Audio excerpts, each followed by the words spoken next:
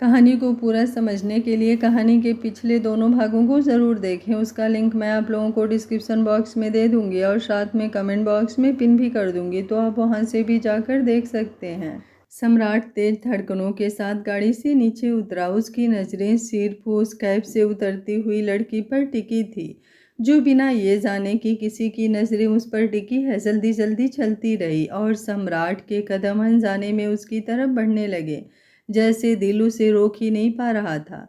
लेकिन अगले ही पल सिया बिना पीछा देखे घर के अंदर चली गई और दरवाज़ा बंद हो गया। सम्राट वहीं ठिठक गया। कुछ सेकंड तक वो उसी बंद दरवाजे को देखता रहा, फिर अचानक अपने ख्यालों से बाहर आया। उसने हल्के से अपने सिर पर चपत लगाई और खुद से कड़वी हंसी के साथ बोला, क्या सोच रहा था सम्राट? वो लड़की शायद समर की माँ होगी। और सिया शादीशुदा नहीं थी। तुझे हर जगह सिया ही क्यों दिखाई देती है? वो लड़की अब तेरी जिंदगी से जा चुकी है। अगर मिलना होता तो 5 साल वो कहीं ना कहीं मिल ही जाती। 5 साल कम नहीं होता है। इतना ढूंढने के बाद भी वो नहीं मिली, मतलब साफ है वो तेरी किस्मत में बस एक अजनबी बनकर आई थी और अजनबी मोहब्बत बनकर ही चली गई। सम्राट कुछ पल तक वहीं सड़क के किनारे खड़ा उस घर को देखता रहा, लेकिन अगले ही पल उसने अपने सिर पर हल्के से झटका दिया और गहरी सांस लेते हुए खुद को रोक लिया। सम्राट मल्होत्रा, तुम सच में पागल हो गए हो, उसने खुद से धीमे स्वर में कहा। उसके चेहरे पर हल्की थकान और आंखों में बेचैनी साफ दिख रही थी। हर जगह तुम्हें सिया ही दिखाई देती है। वो लड़की शादीशुदा है, एक बच्चे की माँ है, वो सिया कैसे हो सकती है? वो खुद को समझाने की बार बार कोशिश कर रहा था, लेकिन दिल मान ही नहीं रहा था। उसने अपने सीने पर हाथ रखा, जैसे अपने दिल की बेकाबू धड़कनों को शांत करना चाहता हो। ठंडी हवा उसके चेहरे से टकरा रही थी, लेकिन उसके अंदर उठ रहा तूफान शांत होने का नाम ही नहीं ले रहा था। कुछ सेकंड बाद उसने खुद को संभाला और वापस गाड़ी की तरफ बढ़ गया। ड्राइवर तुरंत सीधा होकर बैठ गया। सम्राट बिना कुछ बोले पीछे की सीट पर जाकर बैठ गया। गाड़ी धीरे धीरे आगे बढ़ने लगी, लेकिन उसकी नज़रें अब भी उस घर की तरफ थी, जब तक वो उसकी आंखों से ओझल नहीं हो गया। उसने धीरे से सीट पर टिकाया और आंखें बंद कर ली। अगले ही पल उसकी मुट्ठियां कस गई। कहाँ हो तुम? उसके होठों से बेहद धीमी आवाज़ निकली। आखिर कहाँ चली गई तुम? एक बार मुझसे सवाल तो करती, एक बार जानने की कोशिश तो की होती मैंने ऐसा क्यों किया। उसके शब्दों में दर्द था, शिकायत थी और एक ऐसी तड़प जो 5 साल बाद भी खत्म नहीं हुई थी। उसने अचानक गुस्से में स्टीयरिंग पर हाथ दे मारा, जिससे ड्राइवर भी हल्का सा घबरा गया, लेकिन कुछ बोला नहीं। सम्राट ने तुरंत खुद को संभाला और खिड़की से बाहर देखने लगा। सड़क की लाइट्स तेजी से पीछे छूट रही थी, लेकिन उसके दिमाग में आज भी वही रात घूम रही थी। वही चेहरा, वही मासूम आंखें और अगली सुबह का वो खाली कमरा, खाली बिस्तर। कुछ देर बाद गाड़ी सीधे अनुराग जी के घर के सामने जाकर रुकी। सम्राट बिना कुछ बोल नीचे उतरा और अंदर चला गया, लेकिन उसका मन अब भी उसी घर के बाहर अटका हुआ था। दूसरी तरफ सिया जैसे ही जल्दी जल्दी घर के अंदर आई, उसकी सांसें अब भी तेज चल रही थी। उसने दरवाज़ा बंद किया और कुछ सेकंड वहीं खड़ी रह गई, जैसे खुद को संभालने की कोशिश कर रही हो। तभी सामने से समर भागता हुआ आया और सीधे उसकी गोद में चढ़ गया। मम्मा! उसकी तोतली आवाज़ पूरे घर में गूंज गई। सिया ने तुरंत उसे कसकर अपनी बाहों में भर लिया, जैसे उसे अपने पास महसूस करके उसे सुकून मिला हो। अरे मेरा बच्चा! उसने उसके माथे को चूमते हुए कहा, लेकिन उसके चेहरे की घबराहट अब भी पूरी तरह गई नहीं थी। समर तुरंत उत्साह से बोलने लगा, मम्मा आज ना मुझे चोट लग गई थी। उसने अपना छोटा सा घुटना दिखाया, जिस पर अब भी हल्की सी पट्टी लगी थी। सिया तुरंत घबरा गई। क्या? कैसे लगा लिया फिर तुमने चोट? मैं गिर गया था, समर ने मुंह बनाते हुए कहा। लेकिन फिर बड़े वाले अंकल आए, उन्होंने मुझे उठाया। फिर ऐसे वो अपने छोटों हाथे से समझाने लगा। फूंक मारी, दवाई लगाई, फिर गोदी में भी लिया। सिया का दिल एक पल को धक सा रह गया। अच्छा, उसने सामान्य बनने की कोशिश की। हाँ, समर खुशी से मुस्कुराया। और उन्होंने मुझे खाना भी खिलाया और आइसक्रीम भी। वो लगातार बोलता जा रहा था, जैसे उसे अपना नया दोस्त मिल गया हो। तभी किचन से उसकी माँ दूध का गिलास लेकर बाहर आई। तो समर, पहले दूध पी लो, उन्होंने प्यार से कहा। फिर सिया की तरफ देखते हुए बोली, बेटा तुमने इतना टाइम कहाँ लगा दिया? अनुराग जी तुम्हारा इंतजार कर रहे थे। सिया ने खुद को सामान्य दिखाने की कोशिश की। माँ, काम बहुत था, उसी में फंस गई थी। फिर उसने धीरे से पूछा, ये समर किसके बारे में बात कर रहा है? उसकी माँ मुस्कुरा दी, अरे बेटा वही निया का भाई, बहुत ही अच्छा और भला लड़का है। इतना बड़ा आदमी होकर भी बिल्कुल घमंड नहीं। पूरे समय समर को संभाले रखा। सिया चुपचाप सुनती रही। उसकी धड़कनें फिर तेज होने लगी। उसकी माँ अब भी बिना कुछ जाने बोलती जा रही थी। अनुराग जी बता रहे थे, मुंबई में बिजनेस की दुनिया में बहुत बड़ा नाम है उसका, लेकिन चेहरे से इतनी शालीनता झलकती है कि क्या बताऊं। सिया के हाथ हल्के हल्के कांपने लगे। उसने धीरे से पूछा, माँ उनका नाम क्या था? उसकी माँ कुछ सेकंड सोचती रही, फिर हल्का सा माथा पकड़ लिया। अरे मैं तो पूछना ही भूल गई बेटा। सिया ने तुरंत समर की तरफ देखा। समर, तुम्हें पता है अंकल का नाम? समर ने मासूमियत से सिर हिलाया। नहीं मम्मा, वो तो मेरे बेस्ट फ्रेंड बन गए थे, बस मैंने नाम ही नहीं पूछा। इतना कहकर वो फिर हंसने लगा। लेकिन सिया के अंदर जैसे तूफान उठ रहा था। उसे समझ नहीं आ रहा था कि वो राहत महसूस करे या डर। कहीं वो सच में सम्राट था या सिर्फ उसका वहम। लेकिन अगर वो सच में सम्राट था तो उसने समर को गोद में थोड़ा और कसकर पकड़ लिया। उसकी माँ ने उसकी तरफ गौर से देखा। क्या हुआ बेटा, तुम ठीक तो हो ना? सिया तुरंत संभली और हल्की मुस्कान ले आई। हाँ माँ, बस थोड़ा थक गई हूँ। फिर उसने समर के बालों में हाथ फेरते हुए कहा, चलो अब दूध पी लो। समर मुंह बनाते हुए बोला, मुझे नहीं पीना। समर, सिया ने हल्की सख्ती दिखाई। अगर दूध नहीं पियोगे तो बड़े कैसे बनोगे? समर तुरंत बोला, बड़े होकर मैं भी अंकल जैसा बनूंगा। ये सुनकर सिया का दिल फिर अजीब तरीके से धड़क उठा। उसकी माँ हंस पड़ी। देखा, एक दिन में ही कितना घुल मिल गया है उससे। फिर उन्होंने सिया से कहा, और निया बहुत नाराज हो रही थी तुमसे, बार बार पूछ रही थी कि तुम आई क्यों नहीं। सिया ने हल्का सा सिर पकड़ लिया। माँ क्या करूँ, बहुत काम था, मैं उसमें उलझ गई। मैंने उसे कहा कि तुम बिजी हो। उसकी माँ बोली, कोई बात नहीं, कल उससे माफ़ी मांग लूँगी, सिया ने धीरे से कहा। फिर उसने समर को गोद में उठाया। चलो अब सोने चलते हैं। नहीं, समर तुरंत बोला, पहले कहानी सुनाओ। सिया हल्का सा मुस्कुरा दी। ठीक है, लेकिन पहले दूध फिनिश करो। समर ने मुंह बनाते हुए धीरे धीरे दूध पीना शुरू किया। सिया उसे देखती रही। उसके चेहरे पर ममता थी, लेकिन आंखों में कहीं ना कहीं डर भी छिपा था। आज इतने सालों बाद किस्मत जैसे फिर उसे उसी मोड़ पर लाकर खड़ा कर रही थी जहां से वो भागी थी। दूध खत्म करवा कर वो समर को लेकर अपने कमरे की तरफ चली गई। कमरे में हल्की पीली रोशनी थी। उसने समर को बेड पर लिटाया और उसके बालों में उंगलियां फेरने लगी। समर धीरे धीरे नींद में जाने लगा, लेकिन आखिरी बार उसने आंखें खोल कर कहा, मम्मा। वो अंकल बहुत अच्छे थे। सिया की उंगलियां एक पल को रुक गई। उसने हल्का सा मुस्कुराकर उसके माथे को चूम लिया।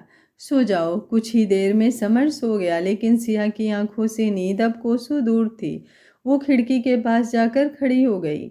बाहर रात गहरी हो चुकी थी। हवा धीरे धीरे पर्दों को हिला रही थी और उसके दिल में वही नाम बार बार गूंज रहा था, सम्राट। थोड़ी देर बाद आंखें झपकने लगी तो वो भी आकर समर के पास लेट गई और कब उसे नींद लग गई पता ही नहीं चला। सुबह की हल्की धूप खिड़की के पर्दों से छन कर कमरे में फैल रही थी। बाहर पेड़ों पर बैठी चिड़ियों की आवाज़ें पूरे माहौल को शांत बना रही थीं। सिया की आंखें आज थोड़ी देर से खुली। पिछले कुछ दिनों की भाग दौड़ और मानसिक थकान उसके चेहरे पर साफ दिखाई दे रही थी। उसने धीरे से करवट बदली और पास सोए समर के सिर पर हाथ फेर दिया। वो अब भी गहरी नींद में था। उसके चेहरे पर वही मासूमियत थी जो हर बार सिया के सारे दर्द को कुछ पल के लिए भुला देती थी। सिया धीरे से उठी और खिड़की के पास जाकर खड़ी हो गई। सुबह की ठंडी हवा उसके चेहरे से टकराई, लेकिन उसके मन में कल रात की बेचैनी अब भी बाकी थी। तभी उसे अनुराग जी की रात वाली बात याद आई।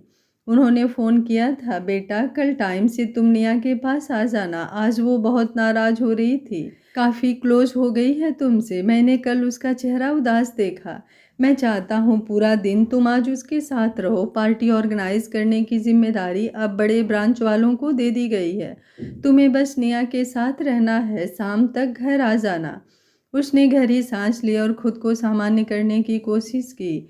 कुछ देर बाद वो समर को तैयार करके स्कूल छोड़ने गई। लौटते वक्त रास्ते भर उसके मन में वही उलझनें घूमती रही जिन्हें वो 5 साल से दबाने की कोशिश कर रही थी। घर लौटकर उसने जल्दी से चाय बनाई। उसकी माँ भी अब तक जाग चुकी थी। दोनों ने साथ बैठकर हल्का नाश्ता किया। आज कहीं जल्दी नहीं जाना है? उसकी माँ ने पूछा।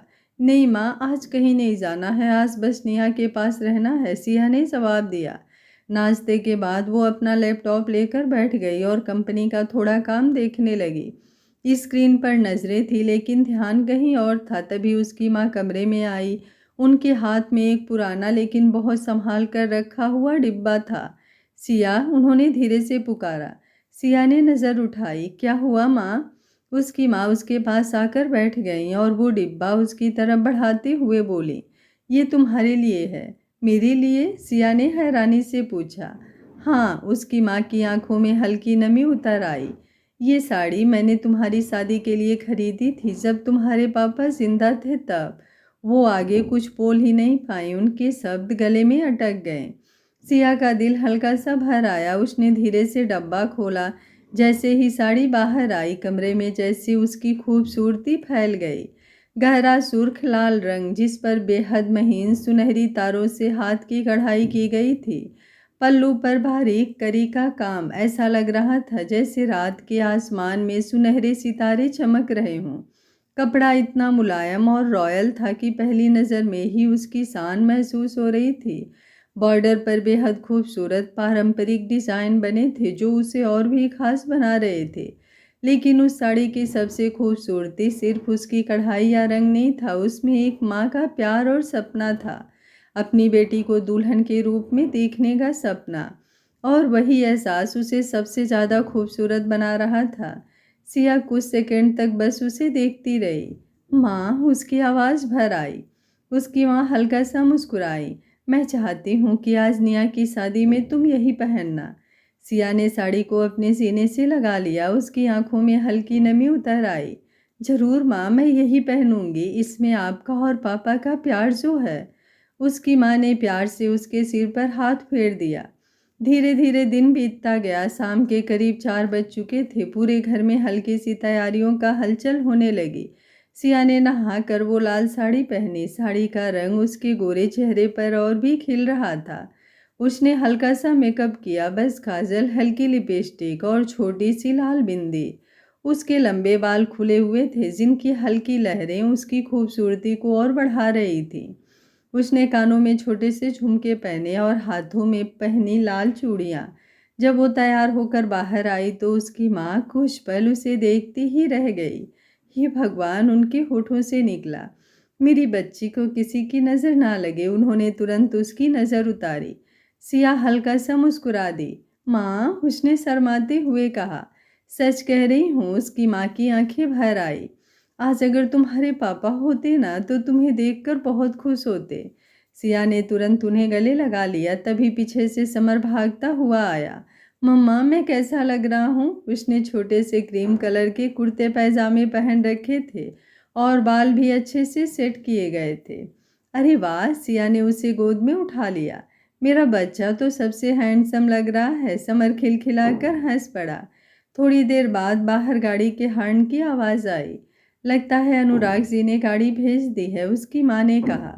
सिया ने एक बार खुद को शीशे में देखा और फिर समर का हाथ पकड़कर बाहर निकल आई। बाहर एक बड़ी सी सफ़ेद गाड़ी खड़ी थी। ड्राइवर ने तुरंत उसका दरवाज़ा खोला। मैडम, अनुराग सर ने भेजा है। सिया ने हल्का सा सिर हिलाया और समर के साथ अंदर बैठ गई। गाड़ी धीरे धीरे शहर की सड़कों से गुजरने लगी। शाम की हल्की रोशनी पूरे शहर को सुनहरा बना रही थी।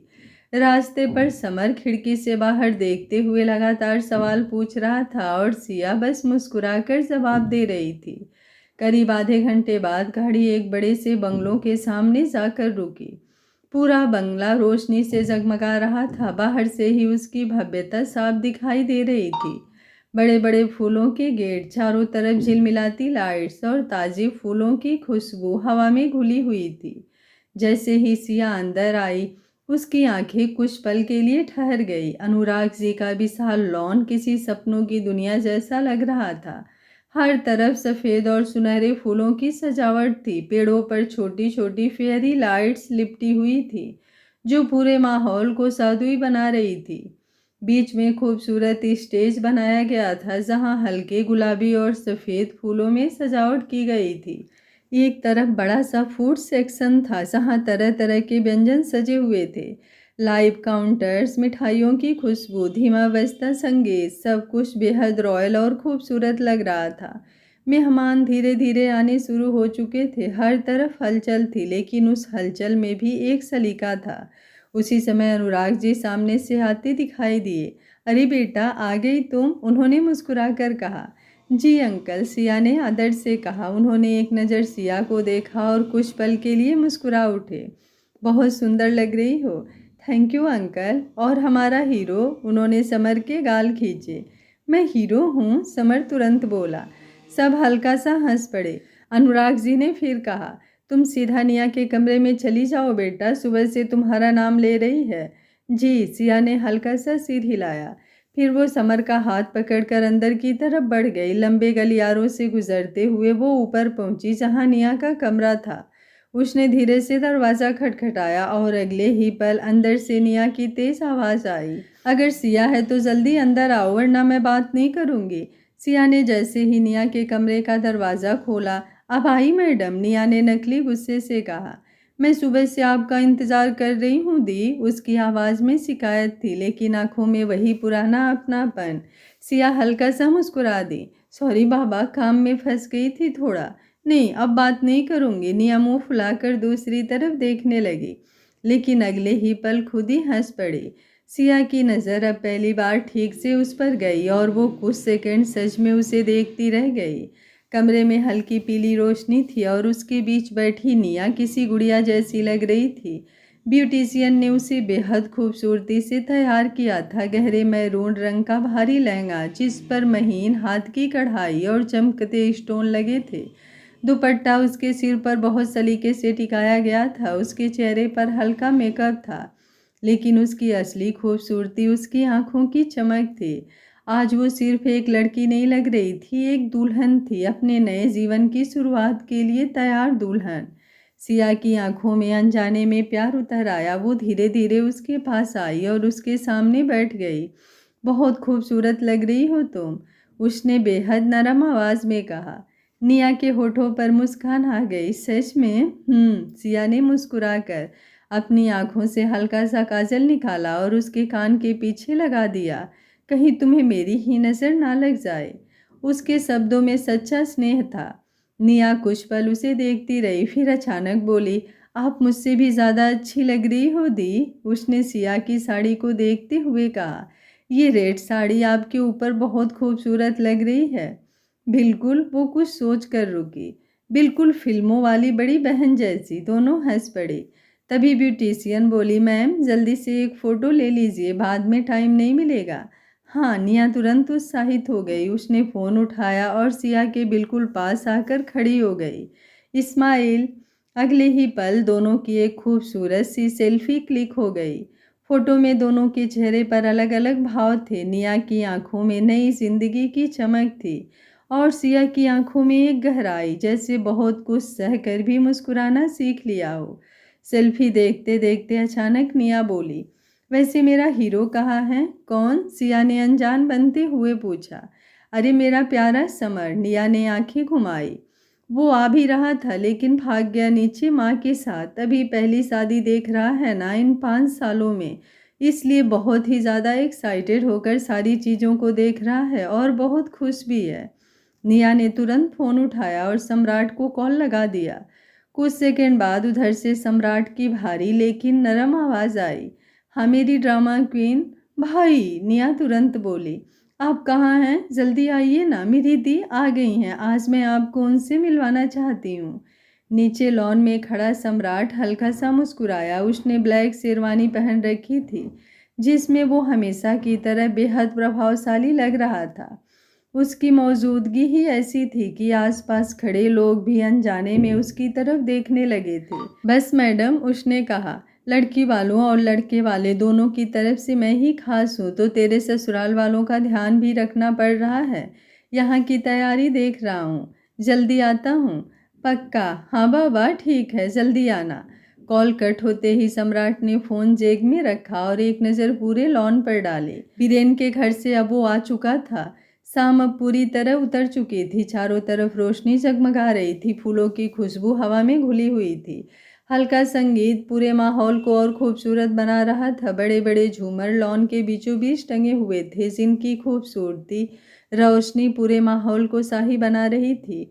स्टेज पर सफ़ेद और गुलाबी फूलों की सजावट इतनी खूबसूरत थी कि हर कोई वहीं फ़ोटो खिंचवा रहा था।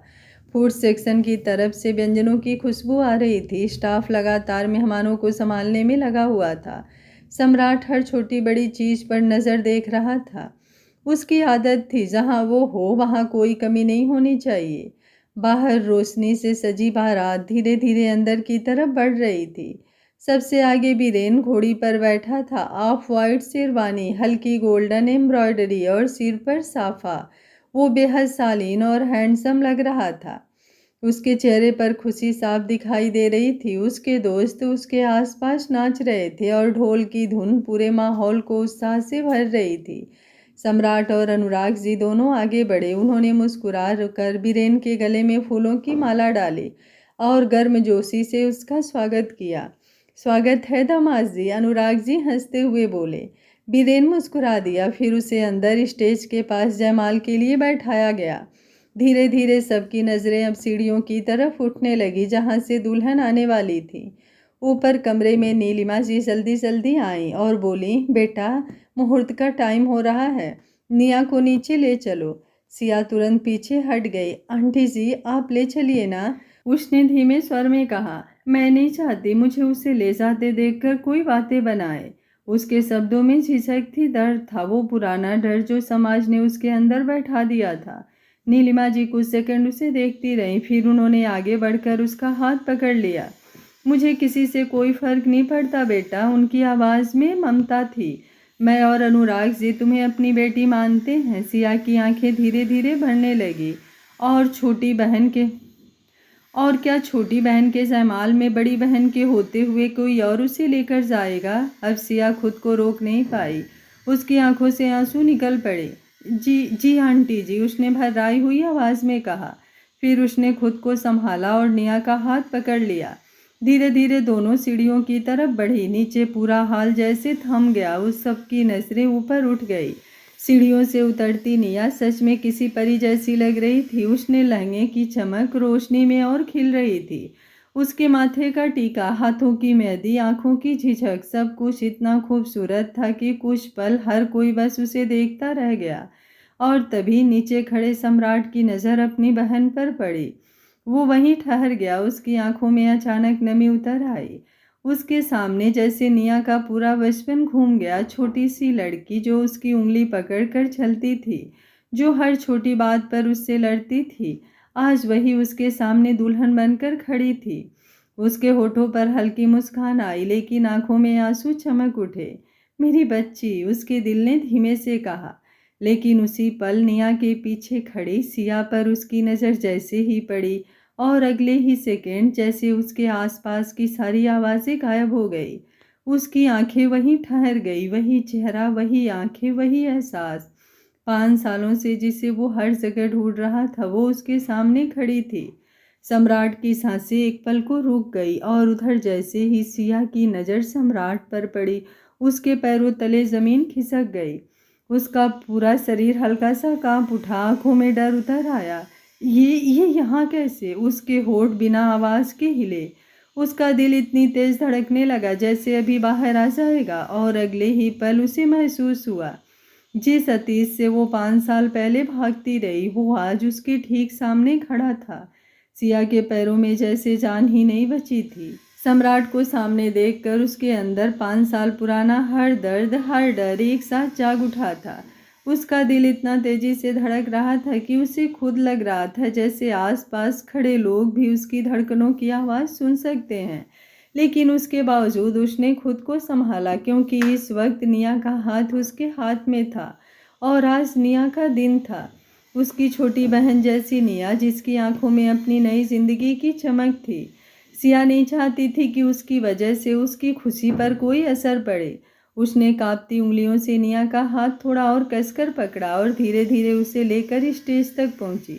नीचे पूरा लॉन तालियों और मुस्कुराहटों से भरा हुआ था। बीरेन अपनी जगह खड़ा मुस्कुरा रहा था और निया उसे देखकर हल्का सा शर्मा कर नजरें झुका रही थी। अगले ही पल दोनों ने एक दूसरे को वरमाला पहनाई। चारों तरफ तालियों की आवाज़ें गूंज उठी, फूलों की बारिश होने लगी, कैमरों की फ्लैश लगातार चमक रही थी। लेकिन उस पूरे शोर में भी एक इंसान ऐसा था जिसे कुछ ना ही सुनाई दे रहा था और ना ही अब दिखाई दे रहा था। सम्राट।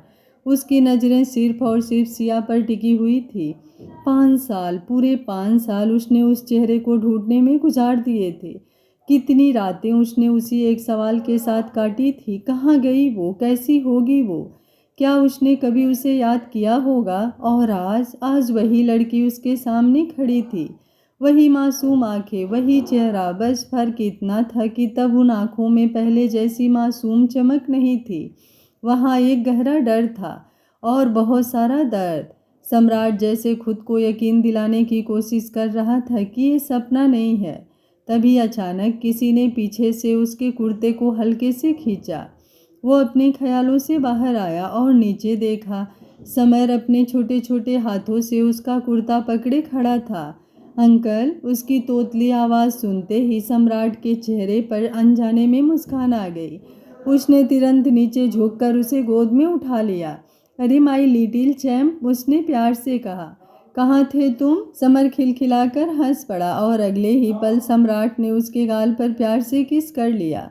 वो पल जैसे अचानक सिया के दिल में कुछ चुभ गया। उसकी आंखों के सामने कल रात का हर दृश्य घूम गया। समर का बार बार उसी अंकल की बातें करना, उसका खुश होना, उसका इतना जल्दी किसी के साथ घुल मिल जाना। और अब वो साफ समझ चुकी थी कि समर जिस इंसान के बारे में बात कर रहा था वो सम्राट ही था। उसकी आंखों में अनजाने में नमी उतर आई। उसने कभी अपने बेटे को किसी मर्द के साथ इतना जल्दी घुलते मिलते नहीं देखा था। समर हमेशा थोड़ा शर्मीला रहता था, लेकिन सम्राट के साथ जैसे उसका कोई पुराना रिश्ता हो। शायद खून का रिश्ता सच में अपना रास्ता खुद ढूंढ लेता है। ये ख्याल आते ही सिया का दिल और जोर से धड़क उठा। उधर सम्राट भी समर को गोद में लिए बार बार उसे देख रहा था, इस बात से अनजान कि समर उसका ही खून है। उसके अंदर एक अजीब सा अपनापन महसूस हो रहा था जिसे वो समझ नहीं पा रहा था। इस बच्चे को देखते ही उसके अंदर इतनी नरमी क्यों आ जाती है? क्यों उसका दिल इसे अपने सीने से लगाए रखने को करता है? लेकिन अगले ही पल उसकी नज़र फिर सिया पर चली गई और उसकी आंखों की मुस्कान धीरे धीरे दर्द में बदलने लगी। स्टेज पर अब घर के बड़े बुजुर्ग दोनों को आशीर्वाद देने आने लगे थे। कोई निया के सर पर हाथ फेर रहा था, कोई बीरेन को गले लगा रहा था। माहौल खुशियों से भरा हुआ था। तभी निया ने अचानक भीड़ में खड़ी सिया को देखा और जोर से बोली, दी इधर आइए ना। सिया तुरंत पीछे हट गई। वो इस वक्त सम्राट के सामने एक पल भी खड़ी नहीं होना चाहती थी, लेकिन निया कहाँ मानने वाली थी। भाई आप भी आइए ना। उसने सम्राट को भी बुला लिया।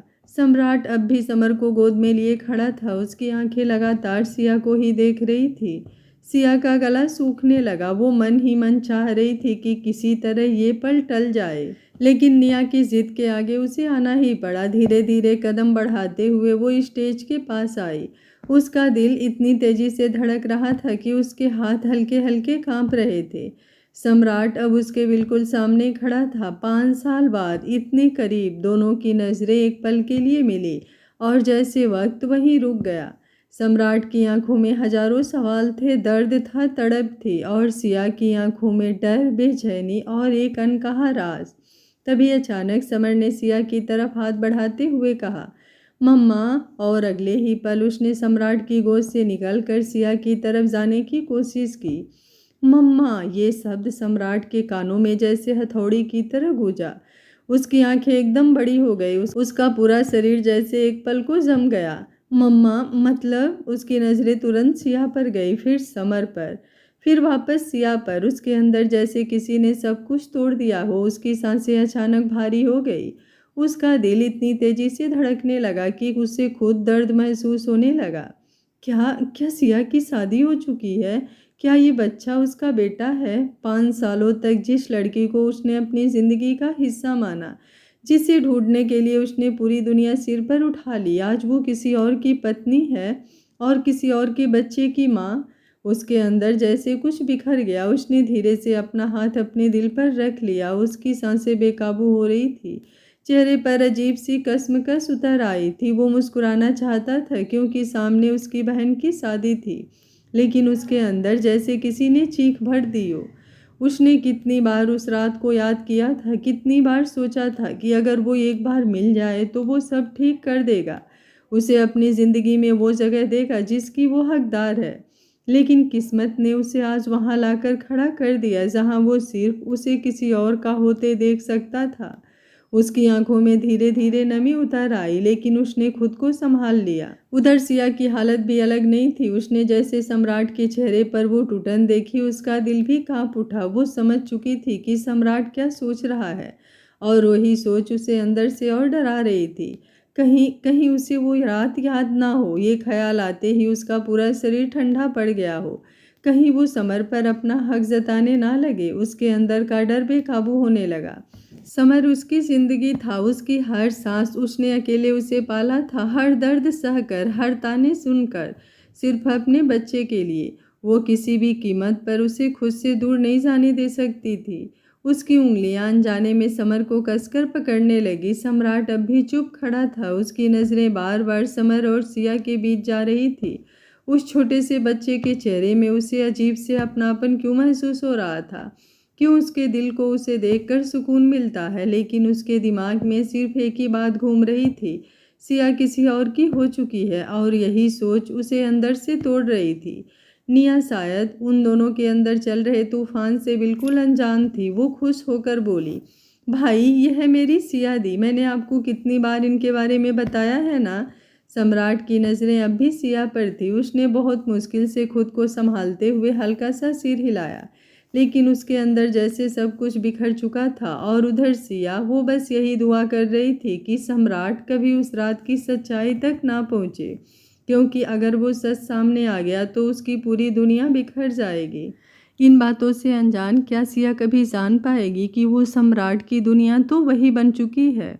सम्राट को क्या सिया की असलियत के बारे में पता चल पाएगा, या फिर वो वापस चला जाएगा? आज का पार्ट आप लोगों को कैसा लगा? कमेंट बॉक्स में अपनी राय ज़रूर दीजिएगा। कहानी अच्छी लग रही है तो वीडियो को एक लाइक ज़रूर करिएगा। Thank you for watching. मिलते हैं कहानी के अगले भाग में। तब तक स्वस्थ रहिए, मस्त रहिए, अपना ख्याल रखते रहिए।